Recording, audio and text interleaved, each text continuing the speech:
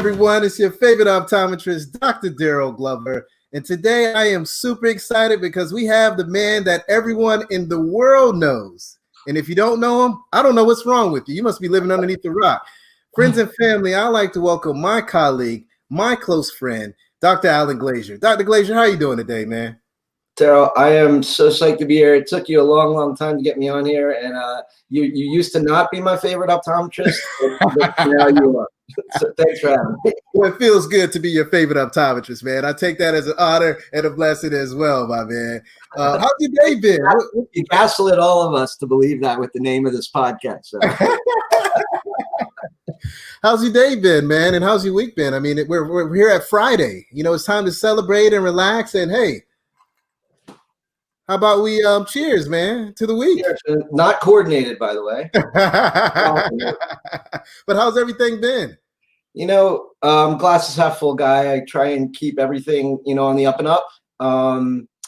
Make the best out of whatever situation is around. I'm pretty blessed, have a good life. And, I keep busy. But the difference between now and like 10 years ago is I'm keeping busy with the things I love.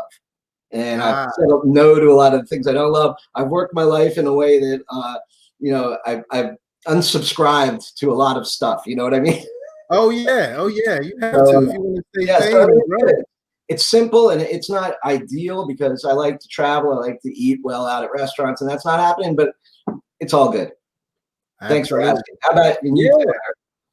Man, this week has been it's been great. It's been exciting, rewarding. I work for my eye doctor, and we've been doing a lot of great things to really take eye care to the next level, especially in 2021. So I'm super excited just to be a part of an organization that can really just make lives better just in general. So I'm super excited about some of the things we have going on there, and super excited about Defocus Media.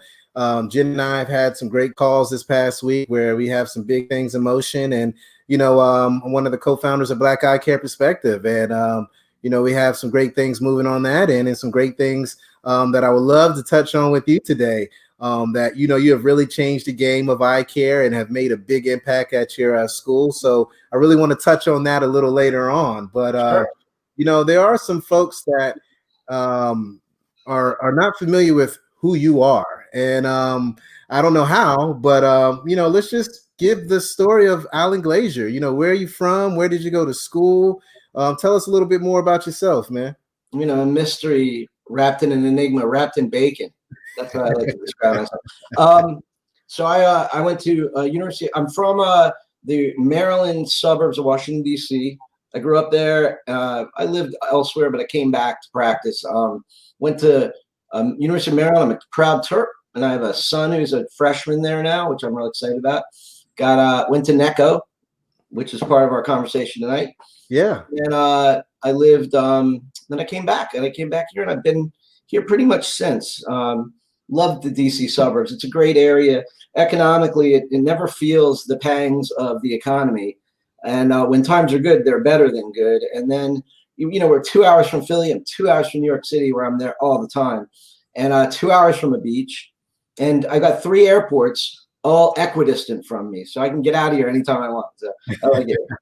So it sounds like you're selling where you live, man. We all need to move and be around you, basically, is what you're telling me. You're not too far away. You're down, you're about 4 hours away, and we can meet in Virginia Beach and have a good time sometime. There you go. I'm down for that. Well, I would love to just really pick your brain and just understand, why did you start ODs on Facebook? I mean, this is a platform that has really changed the eye care industry completely. I mean, you've been able to put together a platform where eye care professionals, just not locally, not just in the United States, but globally, can come together, have conversation, learn from each other, vent their frustrations, and come together as a team and as a family. I would love to just know, where did this concept come from? How did it take place? Just give us an overview of it, if you don't mind. Yeah, so thanks for that. I don't mean to be modest, but I'm not the originator of forum-like conversations for optometrists. The godfather in optometry is Walt Mayo. And Walt had this but it was when he did it, when he started it, and maybe even as early as the late 80s, early 90s. I guess it was early 90s. He had it was a listserv kind of thing. So it came in your inbox. There wasn't social media. And then in the mid 2000s, there was another forum. I'm not going to mention it because this is the genesis for creating ODs on Facebook was a experience I had on there that I wasn't that happy with. And, Okay. they do what they do and they're still around and good for them. But it's a forum. Then from the listserv, they went to the forum style where you log in forum where you went to meet up with your colleagues. And this was kind of, and they even described themselves as the Wild West, where there was no moderation, there were no rules, everything went for a long time. And it was hard to engage in there for me because there was a lot of upsetting stuff that happened in there. There was a lot of talks about political things. There was a lot, anything you can think of that you wouldn't want in an optometry conversation happen in there without any kind of moderation. And it get frustrating after a while because I like to have fun just like anyone else. I have thick skin like anyone else. Right. But we are a group of experts. Everyone in ODs on Facebook is an expert, and they have really valuable stuff to add to the conversation. Now, if the conversation is going in a direction that's ugly in one way or the other, there are a group of people who enjoy engaging that way, but the bulk of people don't like to engage that way. So they sit on the sideline. If they're there at all, they sit on the sidelines and they don't engage. And all that expert information is lost. It just doesn't happen.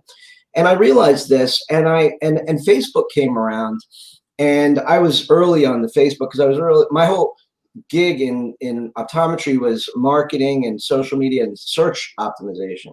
Right. And I got into Facebook. I'm like, this is a great place to host a forum. But what I'm going to do, and literally on the back of a napkin, I wrote everything I didn't like that went on in that group, and I created a guideline about it.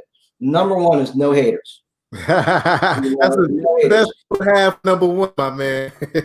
Number one, you cannot insult somebody outright personally in there. And I'm like, how am I going to moderate that? But I didn't know it would be big.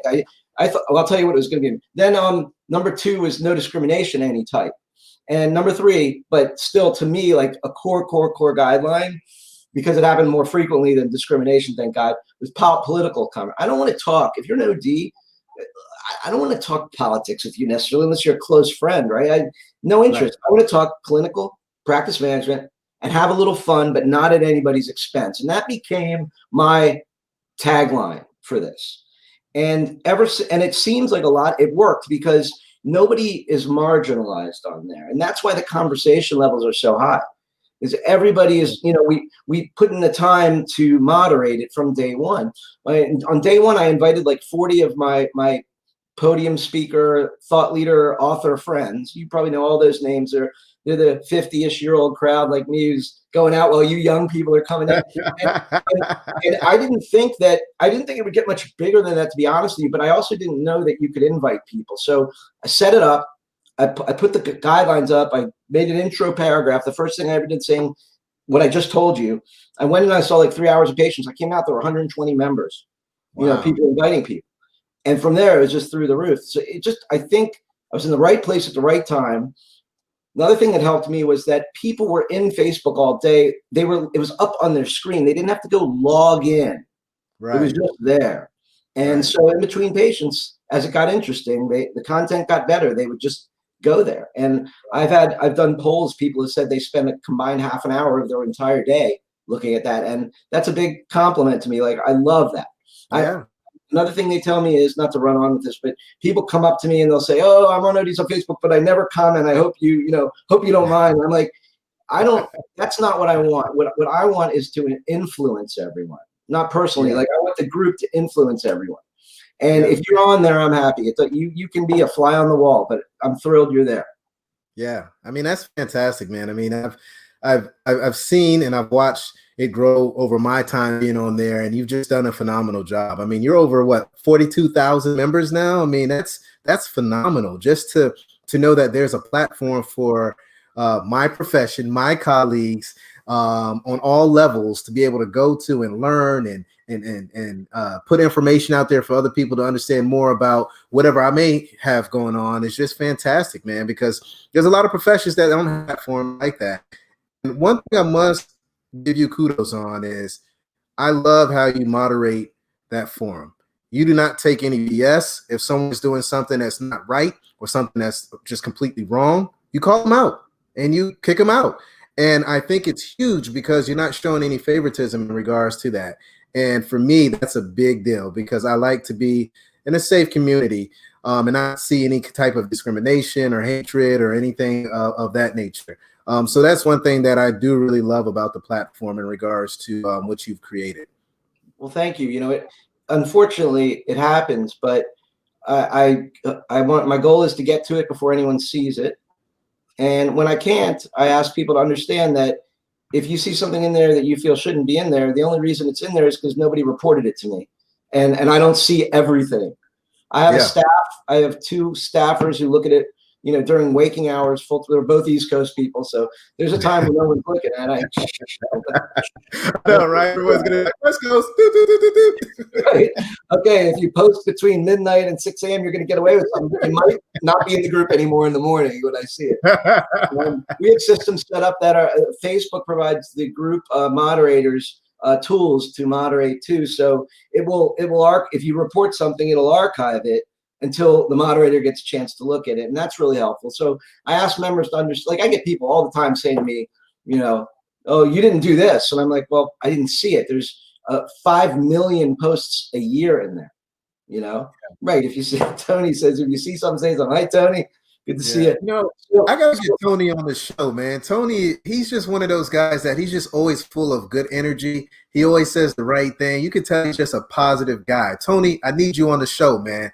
We're gonna get you on here sooner than later. So I really like his energy. He's an interesting guy too. He served in the military. Thank you for your service. We we appreciate that as well. I love that guy. Yeah, yeah. Well, you know, one thing that I wanted to ask you about ODs on Facebook is I've been meaning to ask you this forever. What has been one time or just one comment that just really changed your life? Because there's so much content that goes on there. Some of it can really touch your life and really change your life. But like, what piece has really changed your life and made you change how you practice, change how you maneuver across the world, and just change who you are as a person? That wasn't in the preview questions. You know, I don't know that I'm going to be able to come up with one thing right now on the spot, but I can tell you that I built the forum for my use as a grunt OD in the trenches, and I learn from it every day, even still. I go there like all the members do without my admin hat on to learn. And you know, there have been things that happened clinically. There have been things that happened practice management wise in there, and there have been things personally in there that have moved me. I you know, maybe I can pick out one. I don't know if this is the most, but many years ago, we had a member who tragically died, and there was it was our first time we ever did a GoFundMe, and the community came together around this for this person's family, and it was so beautiful, and it really, even though that I'd never used it for that before, it made me see that if I was careful and if I did it the right way, that when the profession or the doctors really needed someone, we could be there for them, and we would come together. Like recently, we did a GoFundMe for the practices that were hurt by the riots, and we raised $42,000+ for them, which I still have to distribute. I have it in a money market. I'm trying to figure out how to do that. It's I didn't think about, you know, they're all different sizes, they had all different damage. It's like a big math problem, but Yeah. Community for ideas, and they gave me some, and I'll be distributing it in the next few weeks. But point being is that we can come together. There's a power in this, and it's not a power that has to be harnessed for my good or anyone's particular good, but it can be, and it can be harnessed for the industry's good. So I would say those were some of those instances. Yeah, I can definitely understand that and feel and vibe with those two instances there as well. I would love to know what's new with ODs on Facebook. What does the future hold? I mean, you're huge, man. I mean, like you're known globally. I mean, more can you actually do? Yeah, yeah. I it's funny. You want to keep moving the needle. You got 42,000 people. You got 7 out of 8 optometrists in the country in there. Yeah, What can you do, right? But right. you still want to advance things and drive value. And now that I sold my practice 2 years ago to Kepler Vision, which is a company that I'm very proud to be one of the founders of, and we're working hard to make changes in the industry as well that benefit young ODs looking to practice full scope optometry, or to provide opportunities to young ODs to practice full scope optometry. And that's a big part of my life. I do a lot of work on that, but when I'm not working on that, I'm thinking exactly like you're saying. I'm trying to figure out what can we do. And we have a website, odsonfb.com. But we've come up with some concepts to modernize it and make it a better experience. And we're building that out. I invested $50,000 in this project, and Oh, we'll be nice. launching that in early January, hopefully. It's a little delayed, but everything what's not delayed these days with Corona, right? Very Um, true. and then a web, and it's under a really cool brand. I don't want to ruin it here. This would be a great place to tell everybody about it, but I'm not going to do it here yet. But I'm doing a webcast. I'm going to be doing what you're doing, a webcast, which I'm excited about. I built a studio in my basement, Oh, um, nice. because I've had the time and I had this concept, and I'm really excited to launch that. That'll probably launch right now. I'm learning how to use the software, but as soon as I get that down, we'll launch maybe January 2, maybe in a month. We'll see. But yeah, Fantastic. those are the two big initiatives we're psyched about. Awesome. Awesome. Well, what I'd like to do now is just really kind of switch gears because you are very instrumental in your school, New England College of Optometry. I mean, you sit on different boards. You're always active. You speak there to the students. I mean, you're very, very hands-on when it comes to New England College of Optometry. Recently, as a matter of fact, today, there was an article or news or a press release that went out about scholarships to support the diversification of the student body. And when I saw that, my heart melted. I was like, man, this guy, he created a platform to connect all optometrists globally. And now he wants to give back to the underrepresented to really give them opportunities to, have funding for school and different things of that nature. I would love for you just to, number one, talk about your relationship with Dr. Howard Purcell. And then number two, really talk about the scholarship and what all it entails. Sure, sure. So you're proud NECO grad, NECO 93. I'm showing how old I am now. Had a great experience there. I love the college. I was there when some legends were running it. Larry Clausen, High Caymans, and these are names that some of the older people will remember, but these guys were real gentlemen, real mensches, and they had a real good set of values. It was a great place to go. Howard and I had a relationship through corporate optometries with companies throughout his career that we connected, and we also had built a personal relationship because we have a lot in common. We have good laughs together. We connect, and he ended up, the president of my college. I'm like, I knew he went there. It worked out really well, and that really drove me to get involved again. I mean, all those years in between there, I can't tell you that I really did much with the college, but I had reached out to them, and maybe they reached out to me, but nothing ever happened there. So the combination of me getting to an age where I can look back and appreciate what they did for me, and I'm in a position where I can help, both with experience and financially. It just all came together around the issues that our country has faced lately related to racism. I've had some experiences inside and outside of optometry that kind of led me to align with what you're doing with your initiative. My heart melted with your 13% initiative. And one of the things, and we'll get into this deeper because you asked me to spill my heart out today, and I will do that. Yeah. But I've always looked back. My optometry school class was like 105 people. We had 3 or 4, I think, African Americans, and I always thought about that. All these years, I just go back to that. I just didn't understand it, but I also didn't look any deeper into it because I was in my mode. Yeah. Um, with everything that's coming around lately, I looked back at that. I looked at our school. I looked at what you were doing. I'm like, well, let's help my school lead that way. You know? Yeah. Yeah, yeah. I mean, that's fantastic. And with Black Eye Care perspective, you had mentioned that earlier, and a 13% promise for those that may not be aware of that. With Black Eye Care perspective, it was co-founded by myself and Dr. Adam Ramsey. If you don't know who Dr. Adam Ramsey is, he's the guy, play chess, not checkers. He's everywhere. He's the man that has all the answers. Go buy his book. I'm always giving him a plug about that. But we really created Black Eye Care perspective to create, lifelong relationships with African Americans in the eye care community. And we wanted to just really see more Black representation in eye care. So we came up with what we call the 13% promise. And you may be asking, where does that number come from? And that number is basically the percentage of Black representation in the U.S. And we're strong believers that, with anything that's out there, you should reflect what the population reflects. So with the 13% promise, we want to see that 13% all across the board, whether it's student representation in optometry schools, whether it's key opinion leaders, whether it's eyewear designers, whether it's corporate folks, whether it's executive boards. We just want to have that representation. That way we can give our perspective and just make a more diverse representation just in eye care, because we all know when you have more diversity, you're going to perform better. I mean, stats and research has proven this year in and year out.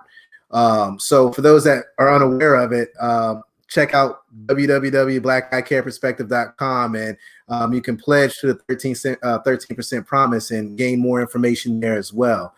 In regards to the scholarship that you have, if you don't mind just kind of breaking that down a little bit more in detail, so those that have seen it and saw it today can just get a better understanding of what the goal is and, how it's going to be used in general. Yeah. Is this the part where you want me to get into my heart?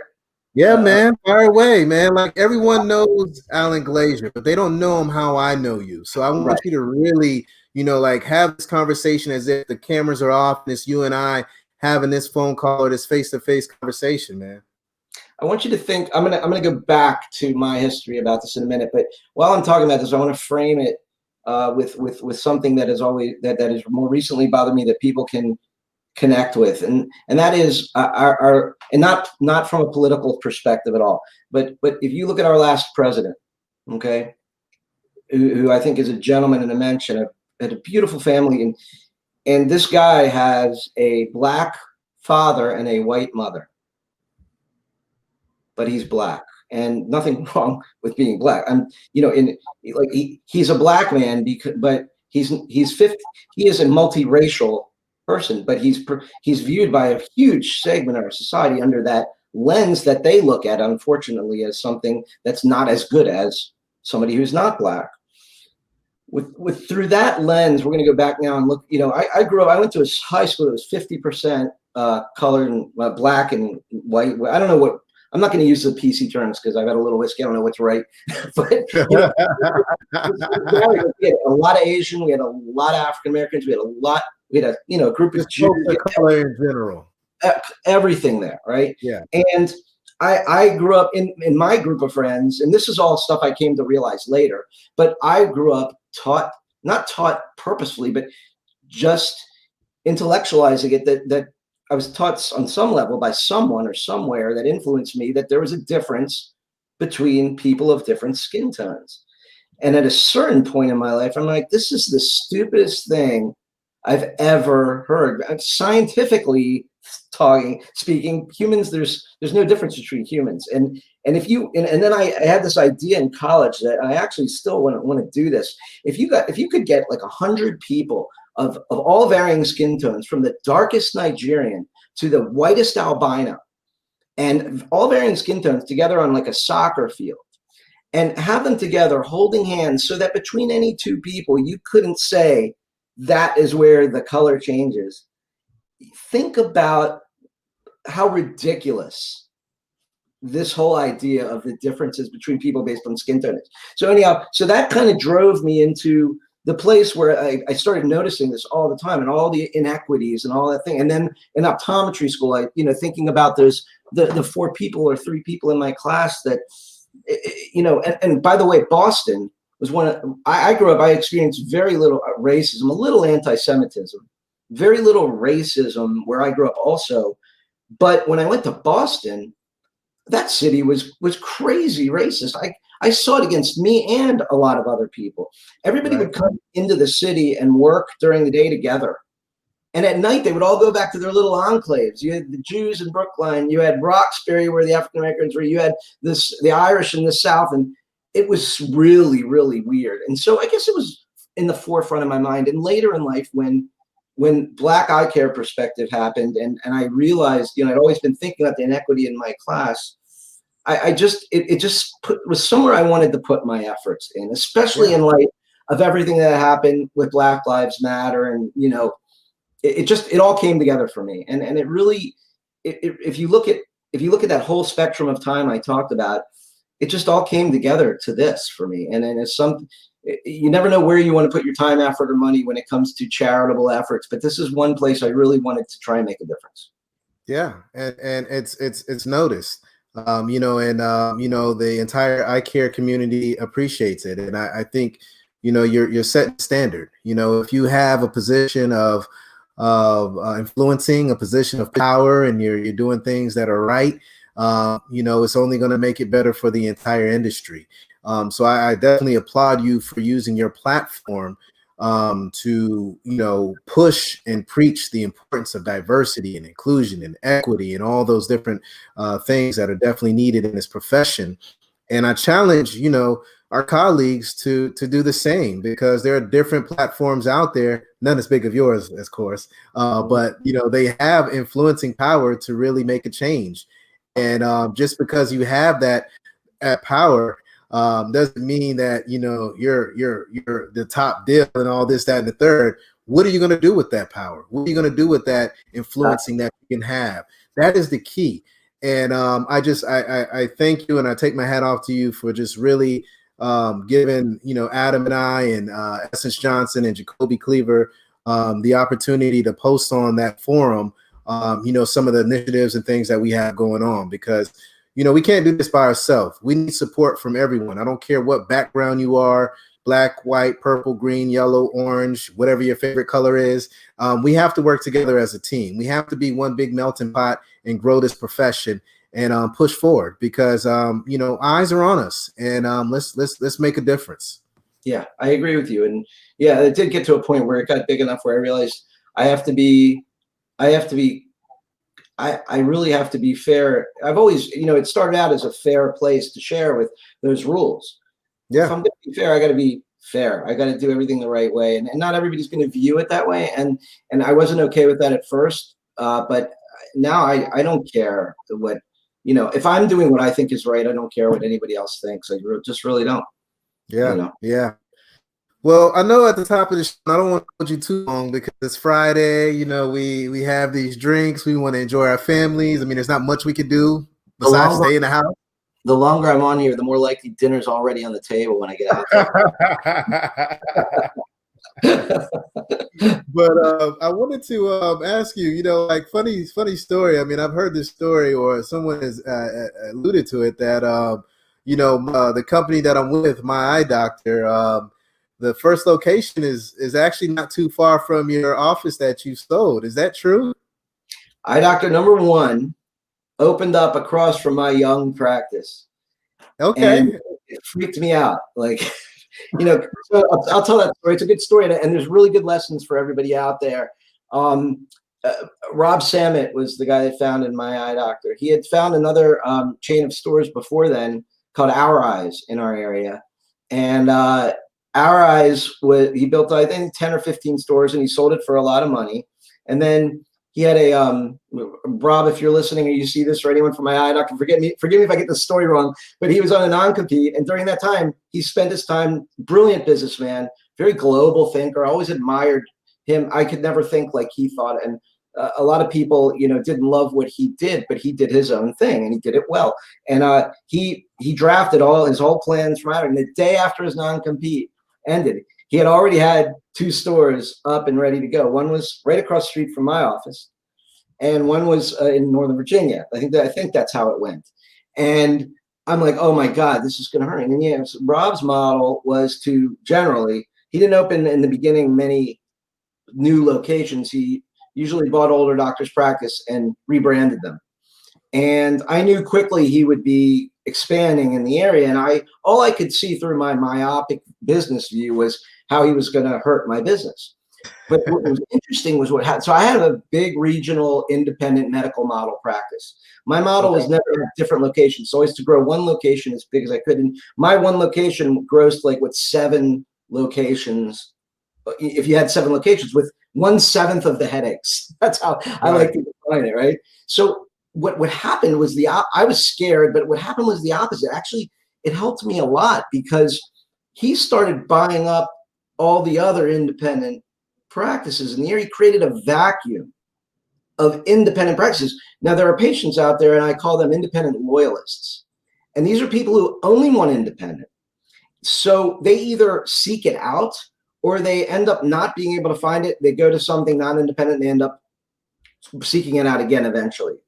So this vacuum that was created, my practice grew more after my eye doctor started than after anything else in the industry. And they did well, and I did well, and everybody was happy. You know what I mean? So the lesson is, and I talk about this to the students, I'm like, you can go anywhere you want to any city, no matter how many ODs, and practice and do well, as long as you practice the best of your abilities, as long as you're good and you do what you do, because people will bleed into you that way. And I jokingly say, unless you're in Chicago or Houston, where it's super saturated there.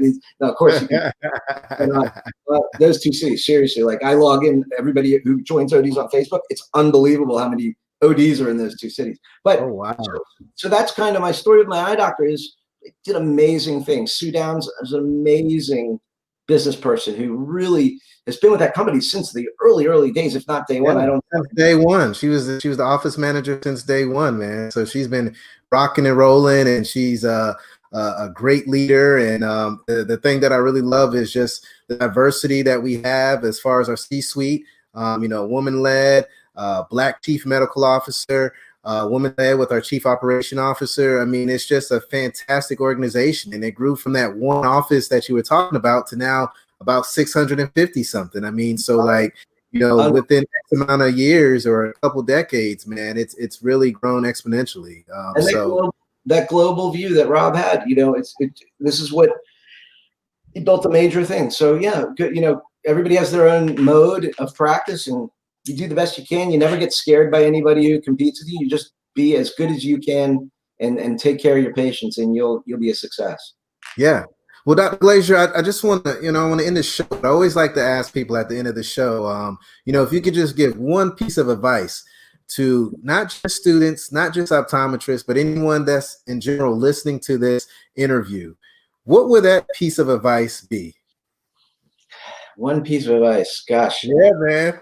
I mean, I've got a whole list of stuff that I would go through if I had the chance, but one thing I tell people all the time, one of my philosophies is the only person that can embarrass you is yourself.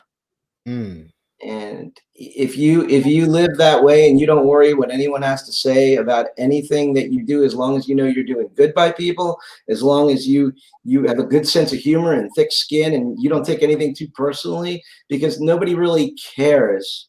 Just be the best you can be, and don't worry about how you're going to be embarrassed or how you're going to look. If you can just focus on what drives you, what motivates you, taking care of yours while taking care of other people, you're going to have a really good, happy life. I love it, man. Well, you guys, it's your favorite optometrist, Dr. Daryl Glover, and the man that everyone knows throughout the entire world, Dr. Alan Glazier. Thank you dearly for hanging out with us this evening, and we look forward to hanging out with you next time. You guys stay healthy, stay blessed, stay positive, and until next time, peace.